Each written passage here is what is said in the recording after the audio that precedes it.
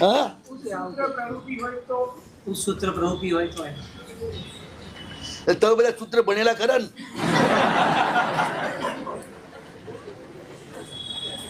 ઉત્સૂત્ર પ્રવૃત્તિ એટલે શું, એની વ્યાખ્યા કોઈને ખબર છે?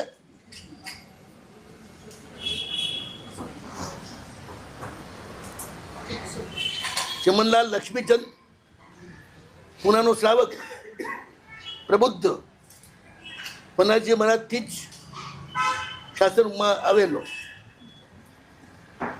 એમને સાહેબની પત્રમાળામાં જે 12 ભાગમાં છપાઈ છે ને, એમને શું જવાબ આપ્યો તે વાંચવા જેવો. આજની જેમ જ બળાપો કાઢ્યો છે. આજના સાધુઓ બગડી ગયા છે, ગુરુની આજ્ઞામાં રહેતા નથી, બરોબર આચાર પાડતા નથી. આ 80 વર્ષ પહેલાની વાત છે. આ બધી ફરિયાદ લખી છે. હવે આમાં શું કરવું, કોને વાંધવાન કોને ના વાંધવાન? તમારે છે ને તમારું માથું બહુ કિંમતી છે, ભલે બજારમાં 1 પૈસામાં ના વેચાય.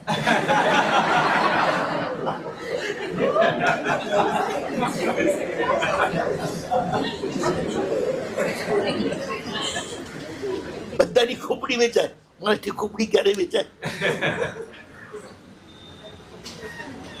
એને માથે લઈને ફરો આમ નામ ચૂકતા તમને આમ બહુ જોર પડે છે. કારણ માન તો ટાઈટ થવાનું મળ્યું છે, પાછા ગયા ઝૂકીએ કે મોહમ્મદજી યસુરી છે મારા સાહેબ. ગુરુવારના પારતંત્રેણ દ્રવ્ય દીક્ષા ગ્રાહક હતી. એ લખે છે શ્લોક, ગુરુવારના પારતંત્રેણ. સાહેબ એટલું જ લખ્યું, ઓછામાં ઓછું કેટલું ભણવાથી પણ સાધુ કહેવાય એ જ્યાં સુધી ન જાણો ત્યાં સુધી તમારે આ ચર્ચામાં ઉતરવું નહીં. ઓછામાં ઓછું કેટલું ભણવાથી પણ એ સાધુ ગણાય અને તમારા કરતા શ્રેષ્ઠ ગણાય એ ન જાણો ત્યાં સુધી આ પંચાયત તમારે કરવી નહીં.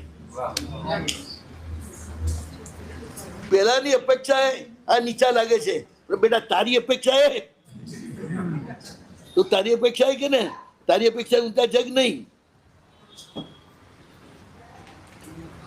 તુલના કરો તો ગરબડમાં પડી જશો. અને ભાવના પ્રદેશમાં ક્યારેક નૌકાશી માસક ક્ષમણ કરતા પણ ચડી જતી હોય, તો આમાં ક્યાં તમે આની તુલના કરવા જશો?